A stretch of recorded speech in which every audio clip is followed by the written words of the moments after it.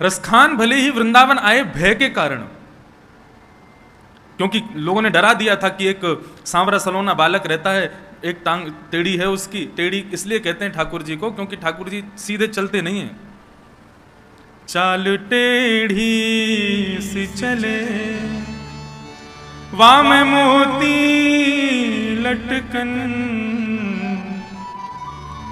एक तो चाल भी टेढ़ी मेढ़ी चलते हैं और वहां में भी मोती लटकन। ठाकुर जी मुकुट में कभी कभी मोतियों का गुच्छा लटका रहता है ठाकुर जी के।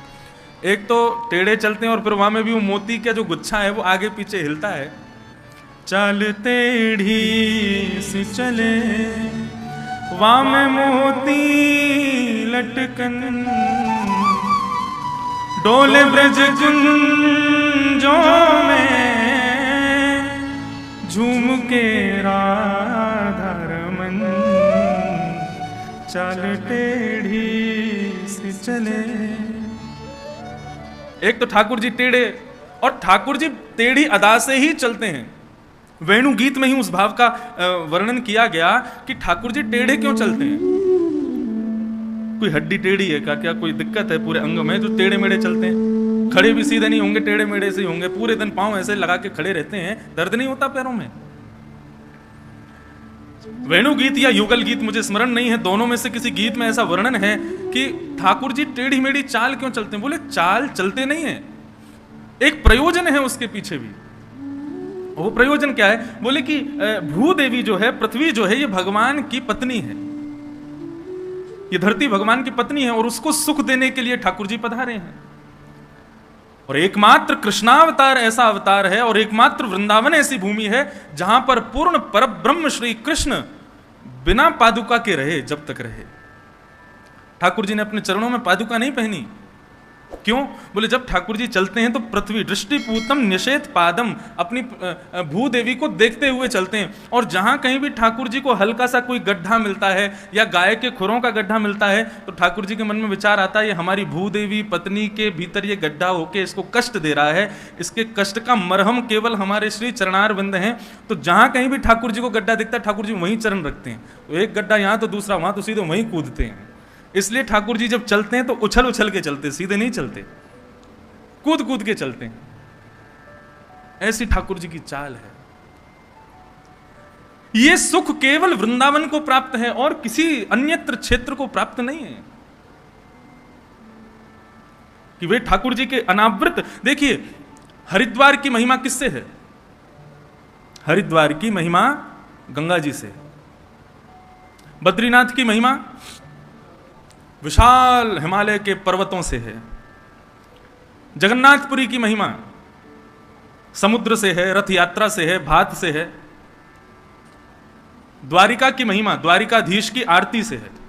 आप कभी द्वारिकापुरी जामे तो वहां की आरती का दर्शन कीजिएगा। अब देखो जो सुख हमको मिला वो तो आपको मिलेगा नहीं, क्योंकि आरती में वहां सबको रुकने नहीं देते, जल्दी जल्दी भगाते हैं। लेकिन हम पर इतनी कृपा है, हम जब भी द्वारिकाधीश के यहाँ जाते हैं आरती में सामने ही बैठते हैं।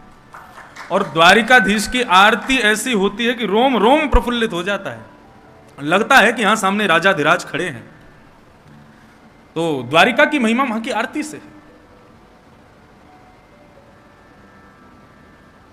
रंगनाथ मंदिर की महिमा वहां के जो श्रीरंगम का जो क्षेत्र है, जो गांव है, जो स्थान है, उससे है। उतना बड़ा मंदिर है महाराज। वृंदावन के लगभग बराबर का केवल मंदिर है श्री रंगनाथ भगवान का।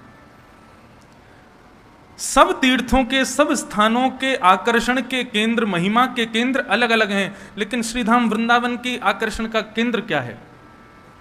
जगन्नाथपुरी का समुद्र श्रेष्ठ है, बद्रीनाथ के पर्वत श्रेष्ठ है, हरिद्वार की गंगा श्रेष्ठ है, लेकिन वृंदावन का तो कण-कण श्रेष्ठ है, क्योंकि कण-कण में ठाकुर जी विद्यमान है।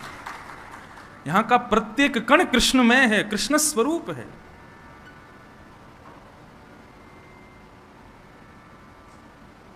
ऐसा श्रीधाम वृंदावन। और उस वृंदावन की ठाकुर जी की लीलाओं का हम लोग दर्शन कर रहे हैं, श्रवण कर रहे हैं।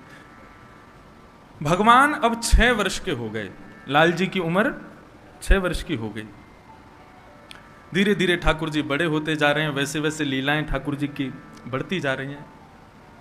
अब ठाकुर जी धीरे धीरे बछड़ा बछियाओं के संग संग गायों को भी चराने जाते हैं। और गाय चरा करके जब लौटते हैं तो ठाकुर जी का जो रूप माधुरी है उसका वर्णन श्री शुकाचार्य जी कर रहे हैं। ग्रीष्म ऋतु का समय है, ठाकुर जी गैया चरा करके लौट रहे हैं, प्रश्वेत के पसीने के बिंदु ठाकुर जी के अलकावलियों पर, ठाकुर जी के मुखमंडल पर आ रहे हैं। ठाकुर जी के मुख पर आने वाले प्रश्वेत के बिंदुओं को देख करके गाय मचल जाती है और मचल करके ठाकुर जी का श्रृंगार करने का भाव गाय के मन में उत्पन्न होता है। तो गाय क्या करती है, ठाकुर जी के आगे पीछे जोर जोर से कूदना शुरू करती है। उसके कारण से क्या होता है, गाय के चरणों से उड़ने वाली जो धूल है वो ठाकुर जी के प्रश्वेत के बिंदुओं से जाकर के चिपक जाती है और ठाकुर जी की मंगलमयी अलकावली, उनके मध्य में ठाकुर जी की पत्रावलियों का निर्माण हो जाता है। तम गोर जच्छुरित कुंतल बदवरः वन्य प्रसून रुचिरे क्षण चारुहासं वेणुं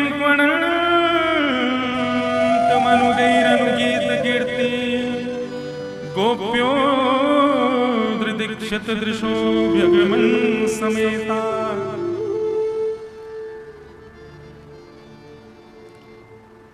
लाल जी को अपने श्रृंगार में सबसे ज्यादा प्रिय है पत्रावली का श्रृंगार, जो इस प्रकार चंदन घिस के बिंदी बिंदी बिंदी लगाते हैं, ठाकुर जी के यहाँ गुलाई बना देते हैं। इस प्रकार से जैसे एक केसर की बिंदी, फिर एक लाल बिंदी, फिर केसर बिंदी, लाल बिंदी, इस प्रकार ठाकुर जी की पत्रावली। ये पत्रावली कहां से शुरू हुई? लाल जी गैया चरा करके लौट रहे थे तो प्रश्वेत के बिंदुओं को देख करके गायों ने उछल करके अपने चरण की रज ठाकुर जी के मुखमंडल पर पहुंचा दी। जैसे ही ठाकुर जी गैया चरा करके नंद भवन पहुंचे तो यशोदा मैया सबसे पहले लाल जी की नजर उतारती है। और आज जैसे ही यशोदा मैया मुख्य द्वार पर आई, मुख्य द्वार पर आकर के अपने लाला के मुखमंडल को देखो है, तो देखते ही यशोदा मैया भी आज नजर उतारनी भूल गई। इतने सुंदर ठाकुर जी लग रहे हैं। यशोदा के मन में आ रही है कहीं आज मेरी नजर मेरे लाला को ना लग जाए। वादन से जब गर्मियों का श्रृंगार रहता है, क्योंकि चंदन ठंडा होता है इसलिए शीतकाल में नहीं लगाया जाता, गर्मियों की सेवा में ठाकुर जी को पत्रावली का श्रृंगार किया जाता है। क्योंकि यशोदा जी को लाल जी पत्रावली के श्रृंगार में बहुत अच्छे लगते हैं, बहुत प्रिय लगते हैं। और ये पत्रावली का श्रृंगार दिया किसने? गौ माता ने, गायों ने। ऐसे ठाकुर जी की मंगलमयी लीला चल रही है। एक धेनुकासुर नाम का एक असुर रहता है वृंदावन में। ये धेनुकासुर जो है ये गधे के रूप में था। भगवान को जब ये बात पता चली, ग्वाल बालों ने आकर के कही, बोले लाला एक धेनुकासुर नाम का एक दैत्य रहता है, वो अपने बगीचे में खेलने नहीं जाता, उसके बगीचे के आसपास यदि कोई पहुंच जाए तो वो मारने आ जाता है, तू वाको वध कर दे। लेकिन ठाकुर जी के मन में कोई और लीला चल रही है। लाल जी कह रहे हैं धेनुकासुर का वध मेरे हाथों होना जरूरी नहीं है, मेरे हाथों यमुना को अपवित्र करने वाला विषैला जो नाग है कालिया, उसका वध होना बहुत जरूरी है। और कालिया के वध के लिए दाऊ दादा का हमारे साथ में वन ना जाना बहुत जरूरी है। क्यों? बोले बलराम जी कौन है? शेषावतार, शेष नाग ही तो हैं। और बोले नाग के सामने दूसरे नाग को मारेंगे, उसको देखने में अच्छा थोड़ी लगेगा। वो कितने भी हमारे बड़े भैया हों, लेकिन अपनी जात का पक्ष तो लेंगे, अपनी प्रजाति का पक्ष तो लेंगे। ऐसी कोई लीला की जाए कि दाऊ दादा हमारे साथ एक दिन बन जाने से चूकें और हम कालिया नाग को मारें। अच्छा, ठाकुर जी ये लीला क्यों कर रहे हैं? बहुत ध्यान से सुनना। बदला लेना चाह रहे हैं बलराम जी से। बड़े भैया और छोटे भैया, दो भाई जिस घर में होते हैं उनको पता होगा, बड़ा भैया हमेशा कहा करे छोटे भैया को चिढ़ाते ही रहे। और ठाकुर जी को बहुत चिढ़ाते हैं दाऊ दादा, इतना चिढ़ाते हैं, इतना चिढ़ाते हैं, सूरदास जी ने तो एक पद लिख दिया। एक दिन ठाकुर जी रोते रोते मैया के पास पहुंच गए और मैया से जाके बोले, मैया तू मेरी बात सुन ले आज। मैया बोली कहा बात है लाला? रूठ के बैठ गए, बोले मैं खेलन नहीं जाऊंगा आज। बोले क्यों ना जाएगा? तब ठाकुर जी गा रहे हैं सूरदास जी की वाणी में, इतना सुंदर भाव है। इस सुंदर भाव के चित्रण को अपने मन में बनाइएगा। कैसे लग रहे हैं ठाकुर जी?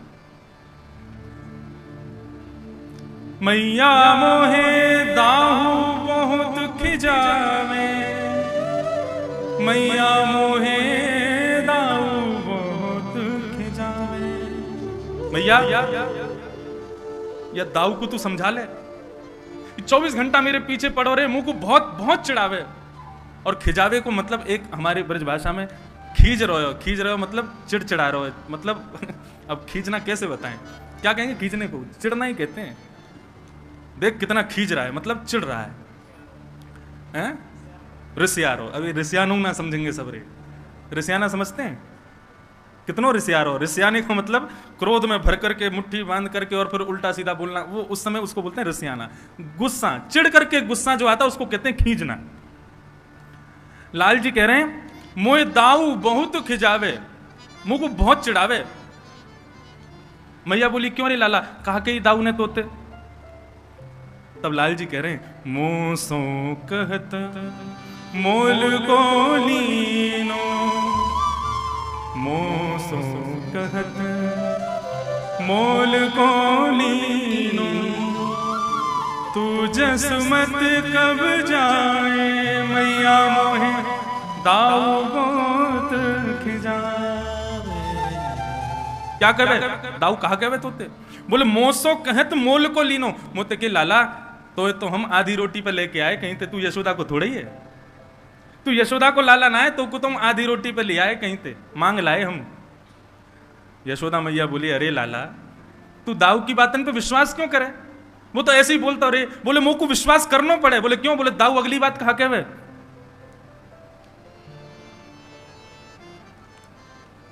गोरे नंद जसोदा गोरी तू कत श्यामल घात।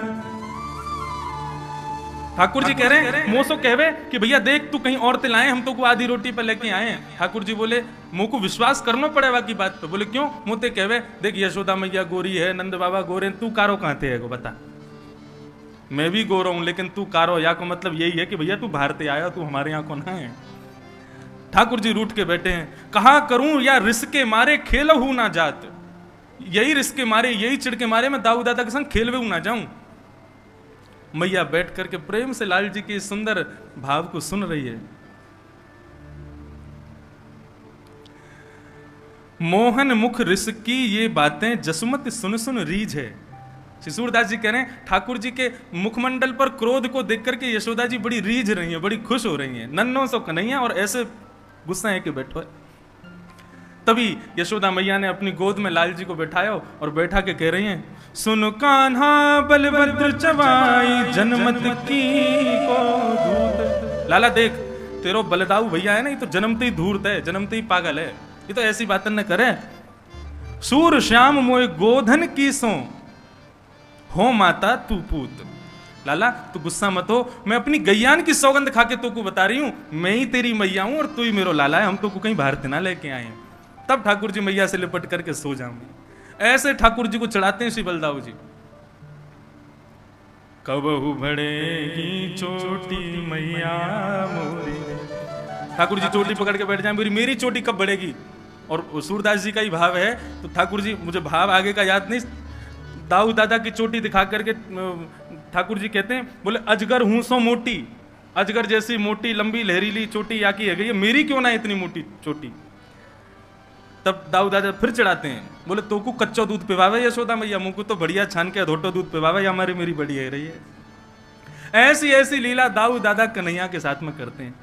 आज ठाकुर जी बोले मुंह को बदला लेनो आते, जब देखो मेरे पीछे पड़ो रे, कछु करन ना देवे और सब ग्वाल बालन के संग मिलके मेरी बड़ी हंसी उड़ावे। आज या दाऊ दादा को ही देखनो मुझे।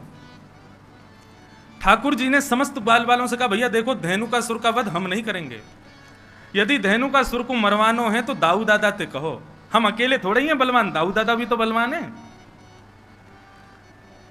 सब ग्वाल बाल दौड़े दौड़े दाऊ दादा के पास गए, बोले दाऊ दादा आपके बल की तो कहा कही जाए, आप तो इतने बलवान हो, ऐसे हो वैसे हो, खूब प्रशंसा की। हर बार असुरन को कन्हैया मारे, आप कब मारोगे? दाऊ दादा बोले हम तो कोई कहवे ही ना है, हमें कोई बतावे ही ना है कोई असुर को मारनो, हमें बताओ तो हम मारे। तब सबने बताई, बोले धेनुकासुर नाम का एक दैत्य आया है वृंदावन में, आप उसको मार दो। दाऊ दादा ने तो महाराज कसली अपनी कमर, बोले अभी बता मैं कहां है धेनुकासुर, अकेलो कन्हैया बलवान थोड़ी है, हम भी कम थोड़ी है कन्हैया थे। अब यहाँ दाऊ दादा सब ग्वाल बालों के संग जा रहे थे। ठाकुर जी ने मधुमंगल को बुलाया, बोले सुन यहाँ पे आ।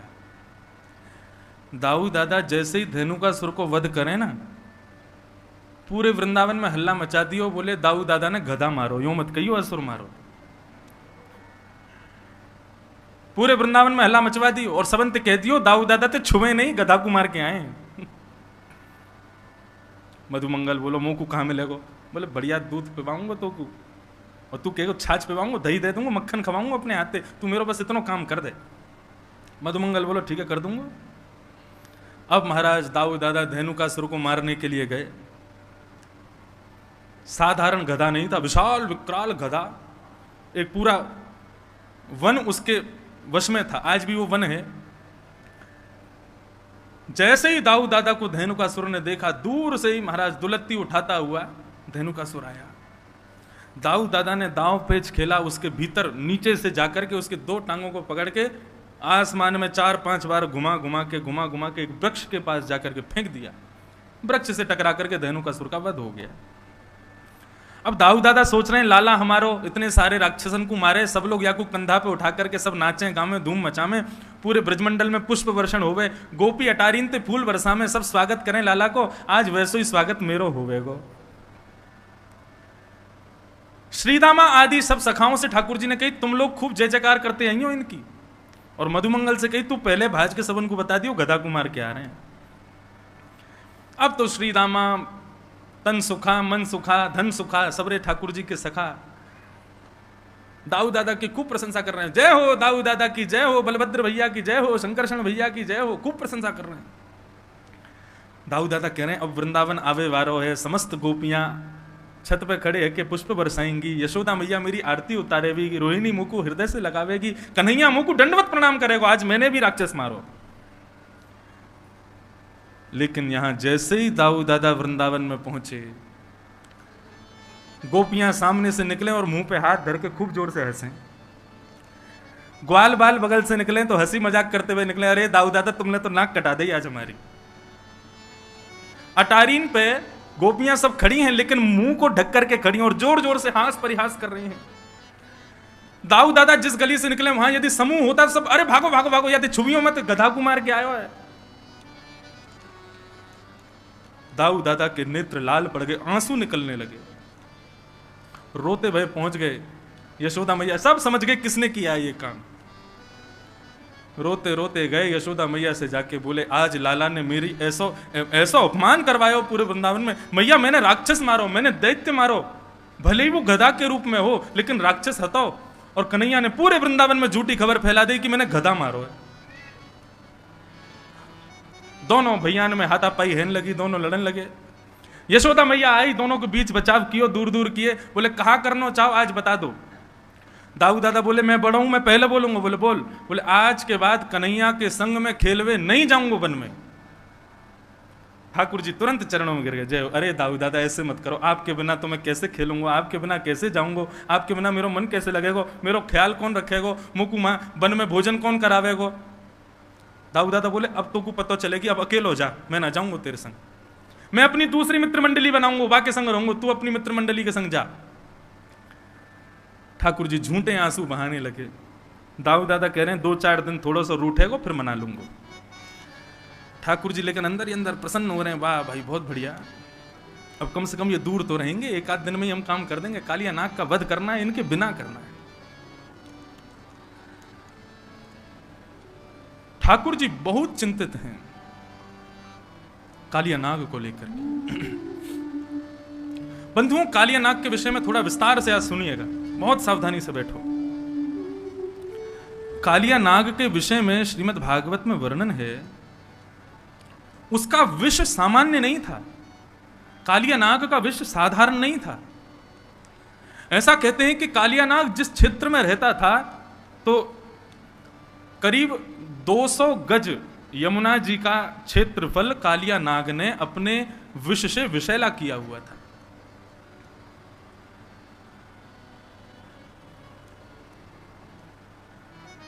कालिया नाग जिस क्षेत्र में रहता है, पुरिया धनाश्री जिस क्षेत्र में रहता है, उस क्षेत्र के आकाश में करीब 100 मीटर ऊपर तक भी यदि कोई पक्षी उड़ता है तो यमुना जी से निकलने वाले विष की जो भाप है उस भाप से ही वो मर जाता है।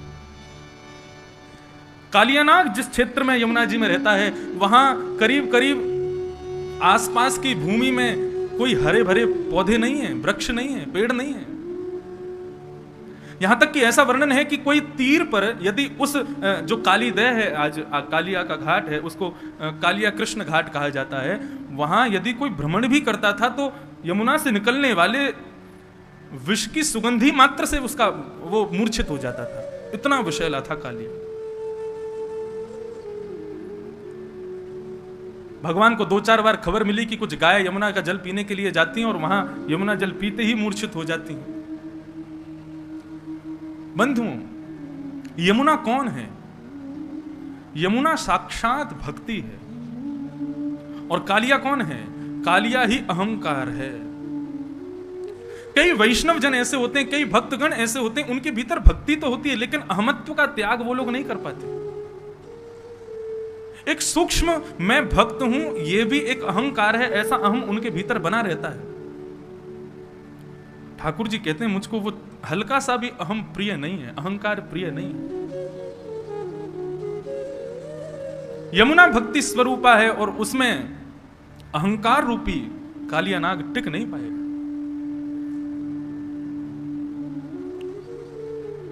यमुना के तीर पर हरियाली नहीं है, इसका भाव यह है कि जिस व्यक्ति के अंदर भक्ति तो है लेकिन अहमत्व रहता है, उसके आसपास दूर दूर तक भी भगवान की कृपा प्रकट नहीं होती, भगवान की कृपा विद्यमान नहीं होती। इसलिए बंधु, भक्त बने तो सबसे पहले इस चीज का विशेष ध्यान रखें कि हमारे भीतर अहमत्व ना हो। गोपियों यथा ब्रज गोपिका नाम, नारद भक्ति सूत्र में श्री नारद जी महाराज कहते हैं कि ब्रज की गोपियां उनसे बड़ा कोई भक्त नहीं है, लेकिन रास करते करते उनके भीतर भी एक अहमत्व की गंध तो आई थी, जिसके कारण ठाकुर जी वहां से भी अंतर ध्यान हो गए। आज इतनी कथाएं हम लोग सुनते हैं, इतना भगवत नाम हम लोग गाते हैं, इतने नाम जप हम लोग करते हैं, इतनी ठाकुर जी की सेवा हम लोग करते हैं, फिर भी ठाकुर जी का किंचित मात्र भी अनुभव हमको क्यों नहीं होता? क्योंकि किसी ना किसी रूप में अहम तो भीतर है। कालिया नाग हमारे भीतर बैठा है।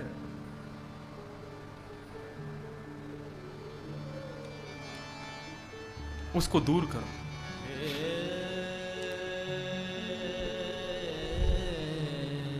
लेकिन एक आश्चर्य की बात, काली दह पर एक भी वृक्ष नहीं है, एक भी हरियाली नहीं है, एक भी घास नहीं है विष के कारण, लेकिन एक कदम्ब का वृक्ष है जिस पर चढ़कर के भगवान कूदे थे। ये कदम्ब वृक्ष, क्योंकि श्रीमद् भागवत में स्पष्ट लिखा है, कृष्ण कदम्ब मधिरुहा ततो तुंग नयपत्य विशोदे। एक कदम्ब का वृक्ष वहां है। परीक्षित जी महाराज ने पूछा, महाराज जब एक भी वहां पर घास नहीं, हरियाली नहीं, दूर दूर तक कोई प्रकट होने वाली जंतु नहीं, तो फिर ये कदम्ब कैसे जीवित है? तब एक अद्भुत कथा सुनाई गई। बोले कि जब देवासुर संग्राम हो रहा था, देवता और असुरों के बीच में अमृत को लेकर के युद्ध हो रहा था, अहम पूर्वम, हम पहले पिएंगे, हम पहले पिएंगे। उस समय भगवान ने विचार किया ये तो बहुत युद्ध हो रहा है, इनको संभालने के लिए, इनको रोकने के लिए कोई स्त्री का प्रकट होना बहुत जरूरी है। और उस समय विष्णु भगवान ने, नारायण ने विचार किया कि मैं मोहिनी रूप धारण करूं। तब भगवान ने गरुण जी को आदेश किया, बोले गरुण मुझे थोड़ा समय लगेगा, मैं मोहिनी रूप धारण करके आ रहा हूं, तब तक इस पूरे युद्ध को तुम संभालो, अमृत कलश का तुम रक्षा करो। गरुण जी महाराज उड़ते हुए आए और समुद्र मंथन में निकले हुए अमृत कलश को लेकर के सीधे पहुंचे नासिक, और नासिक में ले जाकर के गड्ढा करके वहां उसको गाड़ने लगे।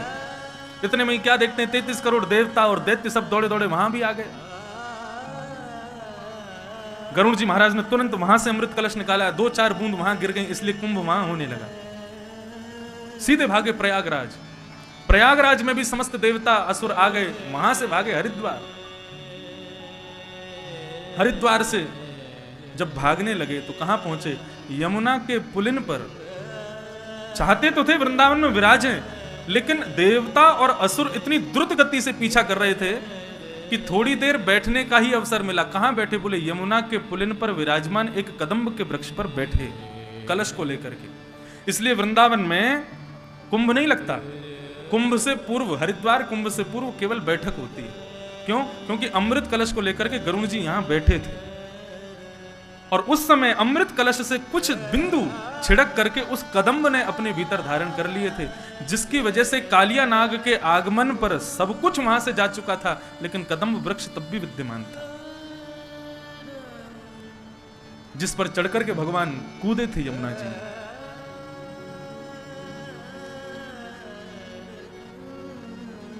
एक कदम्ब वृक्ष था बस। आज प्रातः काल का सूर्य उदय हुआ, अपनी समस्त ग्रहचर्याओं को निवृत्त होकर के ठाकुर जी अपने समस्त ग्वाल मंडली के साथ में कंडुक क्रीड़ा करने के लिए यमुना पुलिन पर जाने लगे। आज ठाकुर जी उस दिशा में जा रहे हैं जहां आज तक कभी नहीं गए। मधुमंगल, श्रीदामा आदि सब ठाकुर जी को रोक रहे हैं। बलराम जी होते हैं तो बलराम जी जो कहते हैं ठाकुर जी को करना पड़ता है, लेकिन आज रोकने वाला कोई नहीं। श्रीदामा कहते हैं लाला आज हम दूसरी तरफ क्यों जा रहे हैं? बोले आज हम यहीं खेलेंगे। वहां खेलते खेलते हार गए। सब ग्वाल बाल कहते हुए जा रहे हैं लाला यहां मत जा, हमने सुनी है यहां पे कोई कालिया नाग रहे और वाक्य कारण गैया और कोई भी ग्वाल बाल यदि वहां विचरण करे तो मूर्छित है जाए। हमने तो सुनी है ऊपर से कोई पक्षी भी उड़ के चलो जाए तो वाको भी मरनो है जाए। इतनो विष निकले यमुना जी में थे। अरे ठाकुर जी बोले सब बनी वही बात है, कोई यमुना में कूद के स्नान ना करे या हमारे सबने भ्रम फैला रखो, ऐसा कछू ना है, चलो मेरे साथ। जैसे ही पहुंचे बंजर भूमि, दूर दूर तक केवल काली रेत दिखाई दे रही है। सब ब्रजवासी बालक घबरा रहे हैं, लेकिन ठाकुर जी के हृदय में जो भाव है वो ठाकुर जी को पता है। कंडुक क्रीड़ा करते करते इस प्रकार से क्रीडन किया कि मधुमंगल श्रीदामा की जो गेंद थी ठाकुर जी ने उसको यमुना जी में फेंक दिया। जैसे ही यमुना जी में जाकर के गेंद गिरी है, ठाकुर जी ने अपनी माया से ही श्रीदामा के हृदय में प्रवेश किया और श्रीदामा के माध्यम से जिद करवाने लगे कि मुझको तो वही गेंद चाहिए। नहीं तो क्रीड़ा करते करते कितनी गेंद खोती हैं, कभी श्रीदामा मधुमंगल क्रोधित नहीं होते, कुंपित नहीं होते, लेकिन आज श्रीदामा जिद कर रहा है मुझको वही गेंद चाहिए। बाकी के सब सखा मंडली के सब श्रीदामा से कह रहे हैं अरे ठीक है लाला दूसरी गेंद आ जाएगी, ऐसे तो जाती रहे, तू आज इतना गुस्सा क्यों है रोए? श्रीदामा बोला सब शांत है जाओ, कन्हैया मुझको वही गेंद चाहिए, लेके आ। ठाकुर जी बोले यहां में कालिया नाग रहे, श्रीदामा देख ले कूद जाऊंगा मैं। बोले मुझको कछू ना पतो, कैसे भी करके लेके आ। ठाकुर जी बोले मुझको चुनौती मत दे, मैं कूद जाऊंगा। सब ग्वाल बाल वहां श्रीदामा और ठाकुर जी के बीच के जो वाद संवाद हैं, युद्ध है, उसको शांत करने की कोशिश कर रहे हैं, लेकिन इतने में ही ठाकुर जी ने अपनी काली कमली को कसा और एक मल्ल की तरह, एक पहलवान की तरह ठाकुर जी कहते हैं आज या कालिया नाग को ही देखूंगा। कदम पर जैसे ही चढ़े श्रीदामा को स्मृति आई कि ये क्या हो रहा है? लाला तू कदम पे काई को चढ़ो? बोले तेने कही ना तुमको गेंद चाहिए, मैं गेंद लेके आऊंगा। अब तो श्रीदामा कहने लगा, बोले नहीं नहीं लाला यहां मत कूदियो, तू वापस आ जा।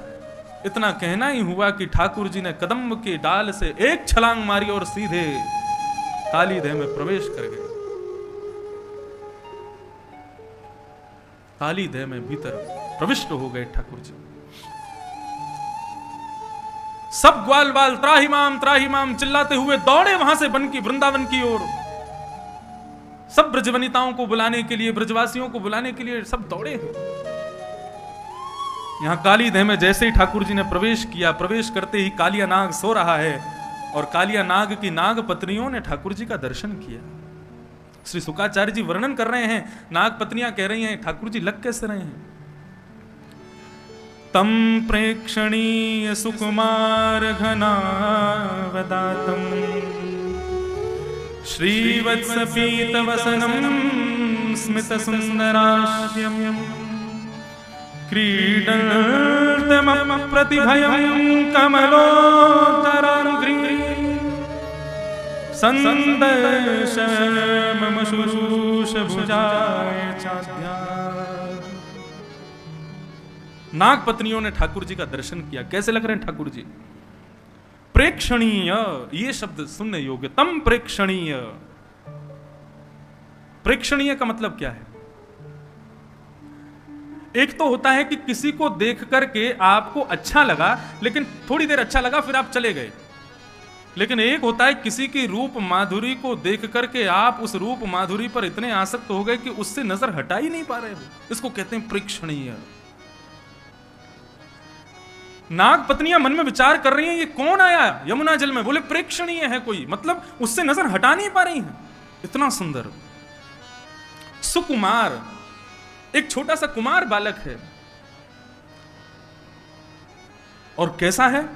श्रीवत्स, श्रीवत्स का चिन्ह ठाकुर जी की छाती पर दिखाई दे रहा है। पीत वसनम, पीतांबरी पहनी हुई है। स्मित सुंदर,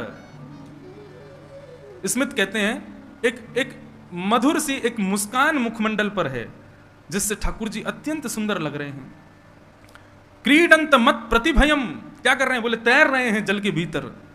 कमलोदरांघ्री, संपूर्ण अंग कैसा है? बोले कमल के भांति कोमल जैसा अंग है ठाकुर जी का। स्वामी श्री हरिदास जी महाराज कहते हैं ऐसी छवि को देख करके, ऐसे ही देखत रहूं मैं जन्म सुफल कर मानो, ऐसे ही देखत रहूं मैं जन्म सुफल कर मानूं। यही भाव है प्रेक्षणीय का, मतलब नाग पत्नियों का मन हो रहा है कि हम इसको देखते ही रहें, इससे नजर हटावे नहीं, इतना सुंदर है। ऐसे सुंदर सुकुमार ठाकुर जी को देख करके नाग पत्नियां मोहित हो गई। तभी ठाकुर जी भीतर प्रवेश करते हैं और नीचे देखते हैं, और देख करके देखते हैं कि कालिया नाग सोया हुआ है। वेग से जाते हैं ठाकुर जी और उसके सोए हुए फण के ऊपर अपना पाद प्रहार करते हैं, और उस प्रहार से कालिया नाग विशाल रूप धारण करके ठाकुर जी के सामने खड़ा हो जाता है। एक तो सर्प गुस्सैल होता है, और उसमें भी सोए हुए सर्प को छेड़ दिया जाए तो उस समय उसका क्रोध इतना भयंकर होता है कि यदि किसी को डस दे तो दुनिया की कोई ताकत उसको बचा नहीं सकती।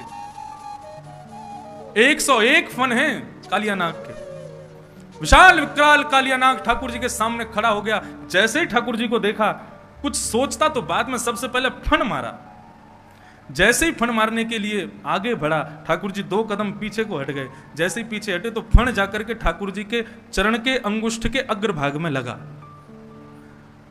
शुकाचार्य जी वर्णन करते हैं, परीक्षित, ठाकुर जी पूर्ण रूपेण मन बना करके गए थे कि आज कालिया नाग को जीवित नहीं छोड़ेंगे, लेकिन कालिया नाग ने जैसे ही फण मारा और वो फण जाकर के ठाकुर जी के चरणों के अग्रभाग में लगा, तो ठाकुर जी के मन में आया, बोले अरे कालिया नाग, मैं तो तुझे मारने आया था, लेकिन अब तेने प्रणाम कर लिया, अब तू शरणागत हो गया, अब तेरा वध नहीं कर पाऊंगा।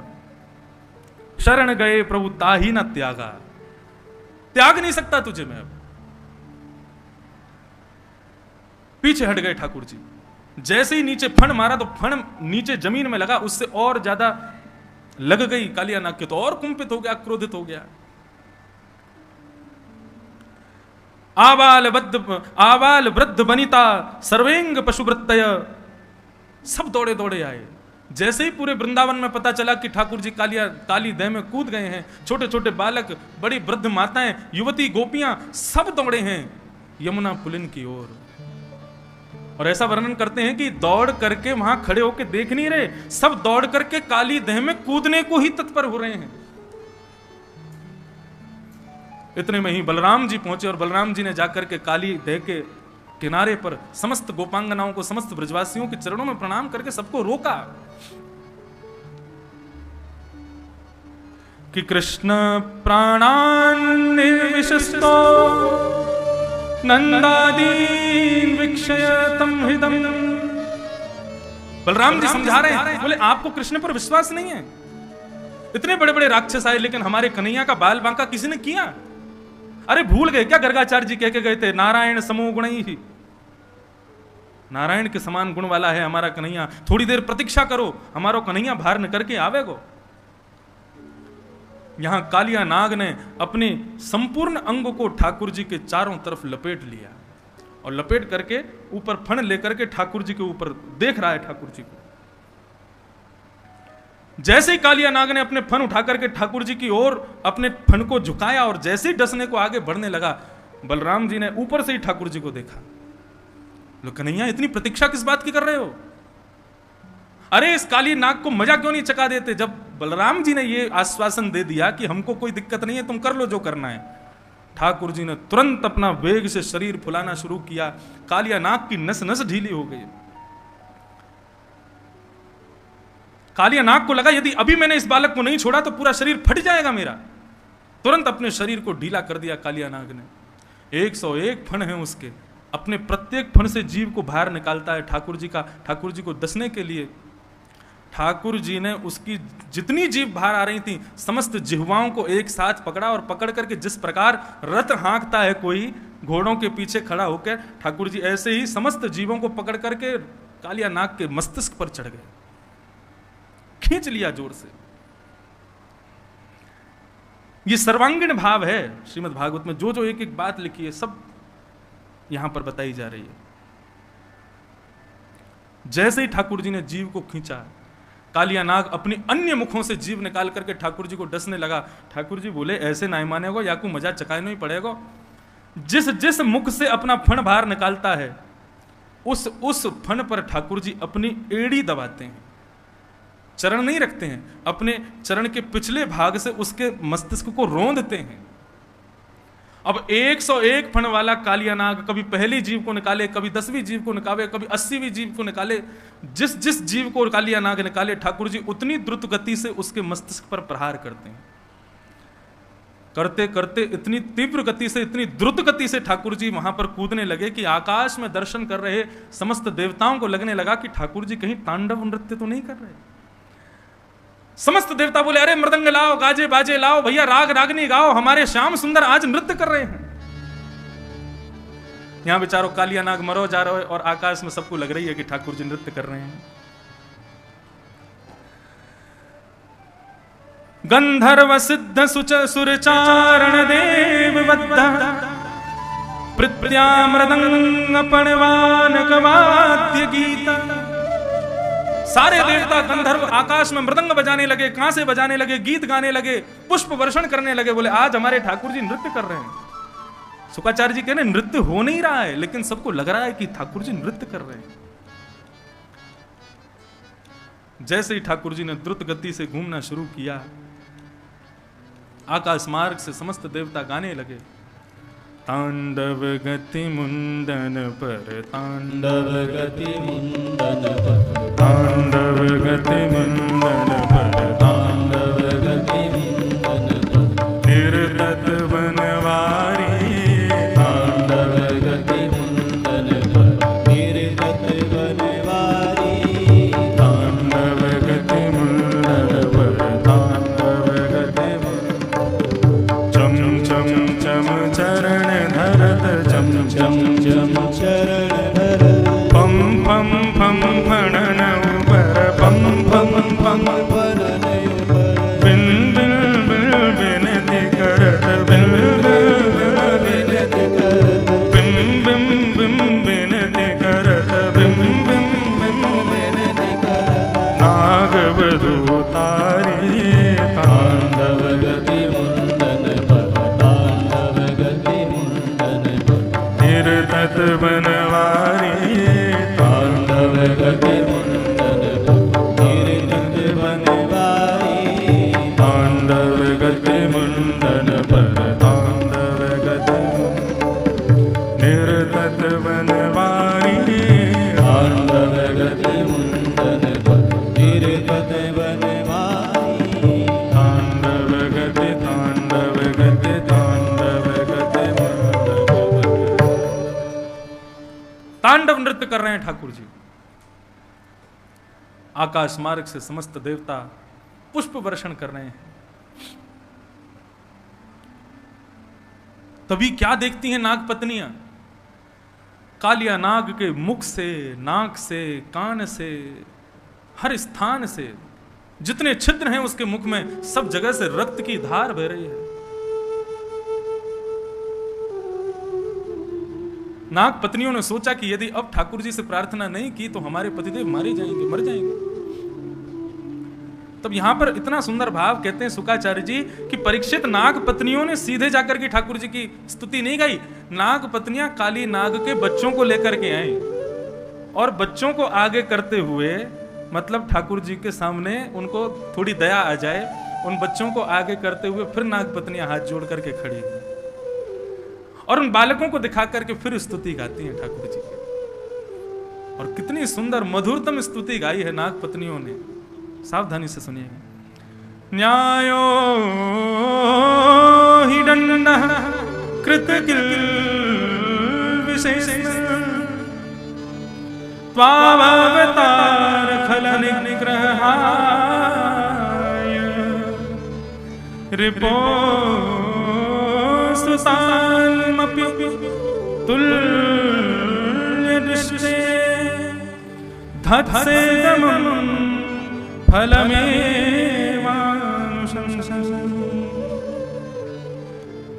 नागपत्नियां कह रही हैं, हे प्रभु, न्यायो ही दंडः कृतकिल विशेषमिन। किलविश कहते हैं पापी को, पाप को। पाप करने वाले को दंड मिलना चाहिए, वही न्याय है प्रभु। लेकिन आपका अवतार भी इसी के लिए हुआ है, खलों को इस प्रकार से सुधारने के लिए ही आपका अवतार हुआ है। बल्कि आपका स्वभाव तो कैसा है, बोले रिपोह सुतान अपपि, बोले आप अपने दुश्मन में और अपने पुत्र में भी भेद नहीं करेंगे यदि वो गलत हो तो। हम जानते हैं प्रभु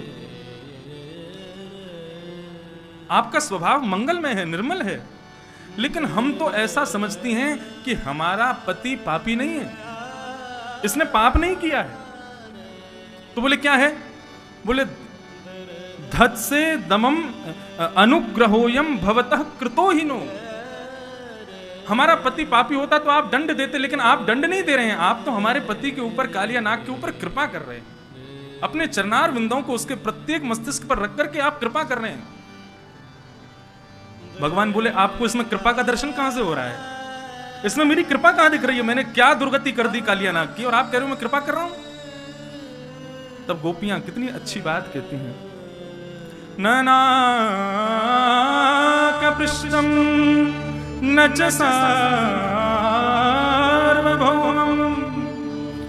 न पारमेष्ठं न रसाधिपत्यं न योगसिद्धि अपुनर्भवं वा वाञ्छन्ति यत्पादरजोऽभिषेकम् वाञ्छन्ति यत्पादरज प्रपन्ना। श्रीमद् भागवत में ये श्लोक अनेक जगह है, एक जगह पर अलग भाव है। यहां पर कालिया नाग की पत्नियां क्या कह रही हैं, आप हमारे पति के ऊपर कृपा कर रहे हैं, उसको मार नहीं रहे हैं। भगवान बोले इसमें कृपा का दर्शन कहां हो रहा है। बोले एक बात बताइए, सर्वश्रेष्ठ जो भक्त होते हैं आपके, उनको आप क्या कहते हैं। भगवान बोले प्रपन्न।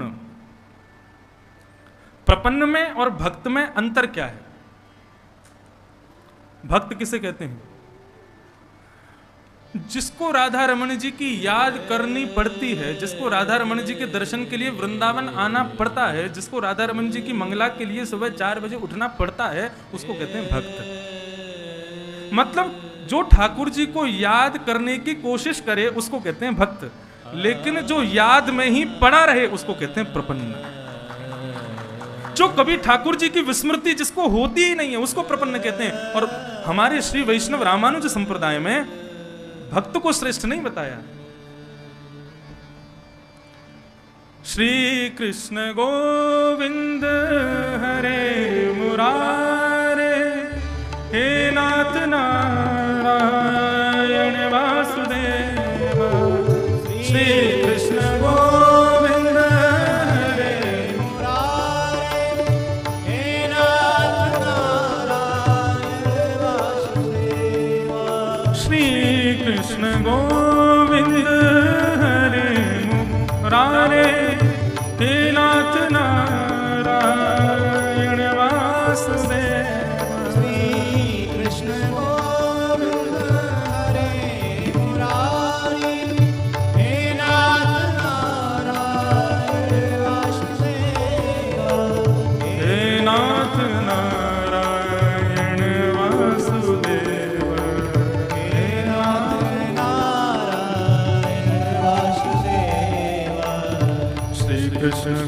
गोविंद हरे मुरारी, हे नाथ नारायण वासुदेव। श्री कृष्ण गोविंद हरे मुरारी, हे नाथ नारायण वासुदेव। बहुत ध्यान से सुनिएगा। मुझे वास्तव में इतना आनंद आया जब नाग पत्नियों की स्तुति सुनी। वो कितने बुद्धिमत्ता से, कितनी बढ़िया तरीके से अपने पति को बचा रही हैं। वो भगवान से कहती है, प्रभु आपके विशिष्टतम भक्त को क्या कहा जाता है? प्रपन्न। और प्रपन्न का अर्थ क्या होता है? जो आपको याद करता है, कभी कभी उसको भक्त कहते हैं, या जिसको याद करने के लिए कोशिश करने, या फिर इतना कहें, समझिए, भगवत प्राप्ति के लिए जो साधनों का सहारा लेवे उसको कहते हैं भक्त, और बिना साधन के साध्य की प्राप्ति कर ले उसको कहते हैं प्रपन्न। जैसे कि मैं माला क्यों जप रहा हूं, मेरे हाथ में माला क्यों है? बोले माला जप रहा हूं, बिना माला के मुझसे नाम जपा नहीं जाता। तो आप भक्त हो, आप साधक, आप प्रपन्न नहीं हो। आपको माला की जरूरत है तभी नाम जप पाओगे, नहीं तो नहीं जप पाओगे। अरे आज वेंकटेश भगवान कैसे लग रहे हैं? बोले उसके लिए तो यहां से जाना पड़ेगा, तिरुमला जाना पड़ेगा, तिरुमला से तिरुपति जाना पड़ेगा, लाइन में लगना पड़ेगा, तब जाके वेंकटेश भगवान के दर्शन होंगे, तब बताएंगे कैसे लग रहे हैं। भक्त का मतलब होता है साध्य की प्राप्ति के लिए साधन की आवश्यकता, और प्रपन्न का मतलब है साधन के बिना ही साध्य की प्राप्ति। एक प्रपन्न भक्त की कथा सुनाएं।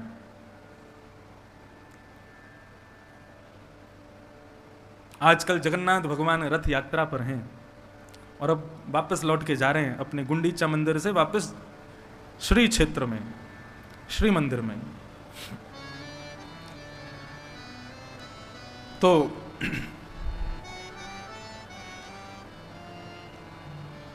ये बात है 17वीं सदी की। भगवान श्री जगन्नाथ का एक अद्भुत भक्त हुआ। एक ब्राह्मणी कन्या थी, बहुत सुंदर थी। उसकी सुंदरता पर अकबर का सेनापति म्लेच्छ वो आकृष्ट हो गया। उसका नाम था कालबेग। उस ब्राह्मणी कन्या का हरण करके, बहुत ध्यान से सुनिएगा सब लोग इस कथा को, कालबेग ने उस ब्राह्मणी कन्या का हरण कर लिया और हरण करके ले गया और उस ब्राह्मणी कन्या का गर्भाधान कर दिया। उस कन्या ने विचार किया कि मैं समुद्र में कूद करके अपने प्राणों का परित्याग कर दूं, लेकिन मन में विचार करती है कि मेरे गर्भ में भले ही पिता कोई भी हो, लेकिन मेरा बालक है। मेरे साथ जो कुछ भी मेरे जीवन में हुआ मैं उसको भूल जाऊं, लेकिन मैं एक बालक को भगवान का परम भक्त बनाऊं। ये भावना उसके हृदय में आई और तब उस ब्राह्मणी कन्या ने एक बालक को जन्म दिया। हठ पूर्वक उसके पिता ने, अपना नाम था कालबेग, तो उसका नाम रख दिया सालबेग। सालबेग सालबेग बचपन से ही अपनी मैया से श्री जगन्नाथ जी की मंगलमयी कथाओं को श्रवण करता था। श्री जगन्नाथ जी की रथ यात्रा कैसे होती है, जगन्नाथ जी का भात कैसे बनता है, जगन्नाथ जी का रूप कैसा, बलभद्र सुभद्रा कैसे हैं, ये सब अपनी मैया से सुनता था। धीरे धीरे सालबेग बड़ा हो गया। एक दिन सालबेग अपने घर की छत पर बैठा था, तभी वो देखता है कि अड़ोस पड़ोस के लोग सामान बांध करके बैलगाड़ियों में बैठ करके और जा रहे हैं। उसने अपनी माँ से पूछा, माँ ये सब लोग कहाँ जा रहे हैं? तब उसकी माँ ने बताया, बोले बेटा ये सब लोग श्री जगन्नाथपुरी जा रहे हैं, जगन्नाथ भगवान की रथ यात्रा में जा रहे हैं। जैसे सालबेग ने सुना जगन्नाथ जी की रथ यात्रा, उछलने लगा, मचलने लगा, माँ मैं भी जाऊं इनके साथ में, मुझे भी दर्शन करना है। सालबेग की माँ ने कहा, बेटा तुम ऐसे कुल में उत्पन्न हुए हो कि तुमको जगन्नाथ जी के दर्शन का सौभाग्य कभी नहीं मिलेगा। आज भी जगन्नाथ भगवान के दर्शन गैर हिंदुओं को नहीं प्राप्त होते, बस तब जब रथ यात्रा में आते तभी दर्शन का सौभाग्य मिलता है। सालबेग की मां ने कहा, यदि तुम गए भी तो तुम्हारा पिता रुष्ट हो जाएगा, तुम्हारी अनुपस्थिति में वो कुछ भी कर सकता है मेरे साथ। इसलिए बेटा यहीं बैठ करके जैसा मैंने तुमको बताया ऐसे ही जगन्नाथ जी के मंगल में दर्शन किया करो। सालबेग रुदन करने लगा। 700 कोस दूर है जगन्नाथ धाम, और सालबेग अपनी छत पर बैठ करके श्री जगन्नाथ जी के मंगलमय रूप का स्मरण करते हुए उड़िया भाषा में एक गीत गाता है। अब मुझे संपूर्ण तो नहीं आता, मैंने ये कथा लगभग आज से 5 वर्ष पहले जब जगन्नाथपुरी में कथा हुई थी तब कही थी, तब के बाद आज कह रहा हूं। आज ये प्रसंग सुनते समय प्रपन्न भक्त का स्मरण कर रहा था। कौन प्रपन्न भक्त, किसके बारे में बताऊं? अनेकों हैं, सभी प्रपन्न हैं, लेकिन तब स्मरण आया सालवेग का। सालवेग भगवान की वहीं बैठा बैठा स्तुति गाता, अद्भुत स्तुति। अहे नील शैल प्रबल तारण, अहे नील शैल प्रबल तारण,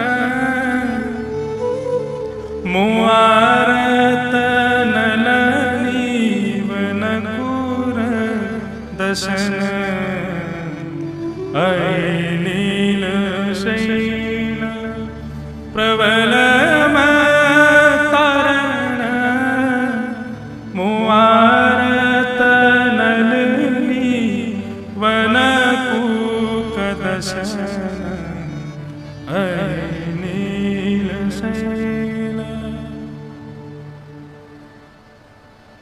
सालवेग गा रहा है, अरे नीलाचल पर्वत के मदमस्त हाथी जगन्नाथ। श्री जगन्नाथ भगवान जब रथ यात्रा के लिए जाते हैं उस समय का स्वरूप कैसा होता है जगन्नाथ जी का।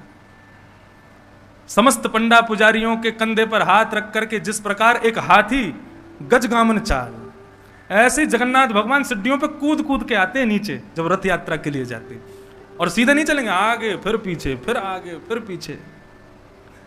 सालवेग ने कभी दर्शन नहीं किया अपने जगन्नाथ जी का, लेकिन अपनी मां से सुने हुए वचनों को केवल गा रहा है। अहि नील शैल प्रबल मत तारण, ए नीलाचल पर्वत के पर्वत यानी कि मत वाले हाथी। हाथी का एक स्वभाव होता है क्या कि हाथी कमल के वन को जब देखता है तो उसको छोड़ता नहीं है, ध्वस्त कर देता है। सालवेग जगन्नाथ भगवान से कह रहा है, मुआरत नलनी वनकूक दशन। मैंने पूर्व जन्म के कोई पाप किए होंगे जगन्नाथ भगवान, जो मैं आपके दर्शन का अधिकारी नहीं हूं, तो आप आकर के मेरे उन पाप रूपी कमल की बगीचे को आकर के ध्वस्त कर दीजिए और मुझे अपना दर्शन कराइए, हे जगन्नाथ जी।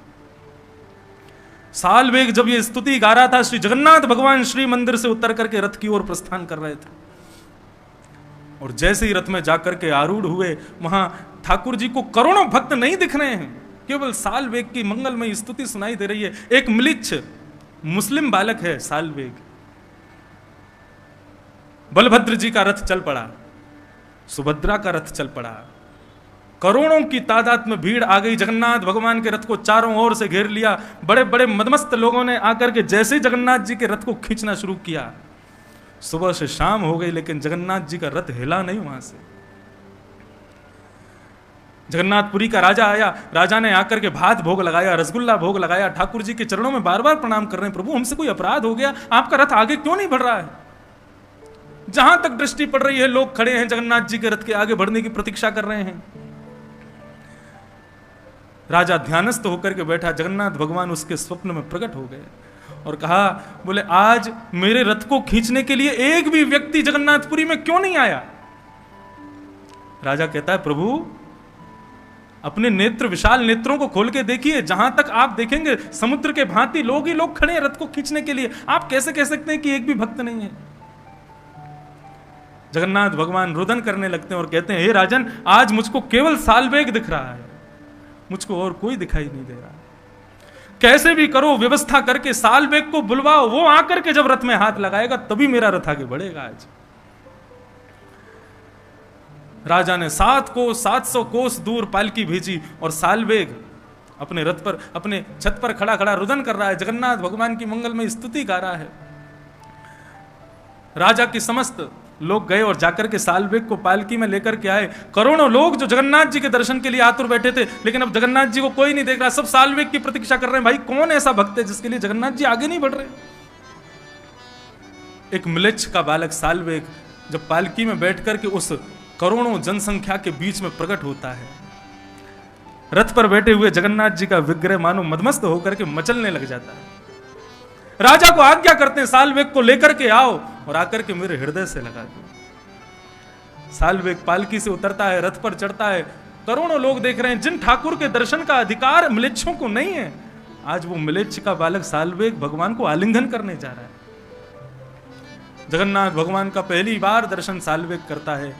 मानो जगन्नाथ भगवान कहते हैं ये भुजाएं तेरे आलिंगन के लिए ही खड़ी की है मैंने, साल्वेग आ जा और मुझे अपने हृदय से लगा ले। साल्वेग जाकर के जैसे ही जगन्नाथ जी को अपने हृदय से लगाता है, जगन्नाथ भगवान का रथ बिना किसी के हाथ लगाए अपने आप बढ़ने लग जाता है। इसको कहते हैं प्रपन्नता। यह भक्त का लक्षण नहीं है, यह प्रपन्नता का लक्षण है।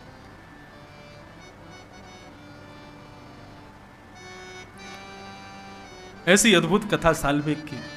साल्वेग ने पूरी स्तुति गाई, मैंने हिंदी अनुवाद पढ़ा है उसका। इतना अद्भुत भाव है, इतना सुंदर भाव है। श्री गिरधर लाल जी का तृतीय जन्मोत्सव जगन्नाथपुरी में होगा तो ये उड़िया भाषा का साल्वेग का गीत पूरा गाएंगे और पूरे का भाव सुनेंगे वहां पर।